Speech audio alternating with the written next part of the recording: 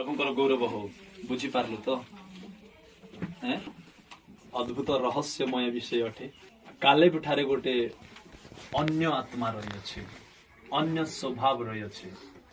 आज सही आत्मा सही स्वभाव आम मान ठारे मध्य हेउ। कालेब गोटे जुबा थिबा समय रे ताठारे परमेश्वर निजे साक्ष्य दउछन कोन बोली आ ठारे गोटे उत्तम कोन अछि आत्मा रही अछि, गोटे भिन्न आत्मा रही अछि। अच्छा ताको केमिति आत्मा रही अछि बोली कहले कोन आछथि तार कथा कहइबा शैली अन्य मान ठारू तार कथा कहइबा शैली टिके अलगा अटे। अन्य लोक माने निराश होगा कथा कहला बेलकू ये कौन जानते परमेश्वर सहित विश्वास करी गोटे धैर्यर कथा कहू अछि। Amen hallelujah.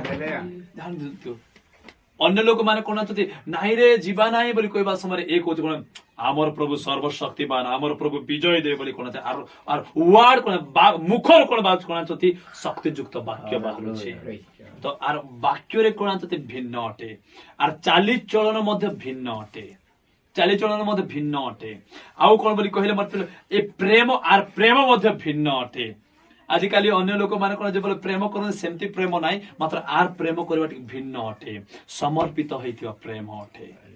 आर विश्वास मध्ये टिक भिन्न अटे। समस्त कोन जदी ओहरी गला बेलको एक होची कोन मठारे बळ अछि, एबे मध्ये परमेश्वर मते विजय देबे बोली विश्वास करू अछि। पंचम विषय कोन पवित्रता कोई बजाय रखु अछि। Amen hallelujah. तो कालेब ठारे एई गुण रहिछि, तेनु आठारे कहउछथि भिन्न एक आत्मा रहिछि। तो आमान को ठारे मते रहिबा दरकार अछि। Amen hallelujah. आम ठारे मते भिन्न आत्मा आम माने मते कोन आछथि भिन्न एक व्यक्ति हेबा दरकार। ए जगतर लोक मानकर भलिया हेबा दरकार नै, मात्र जगतर लोक मान ठारे आमे टिके टिके नै, संपूर्ण भिन्न हेबा दरकार अछि। Amen hallelujah.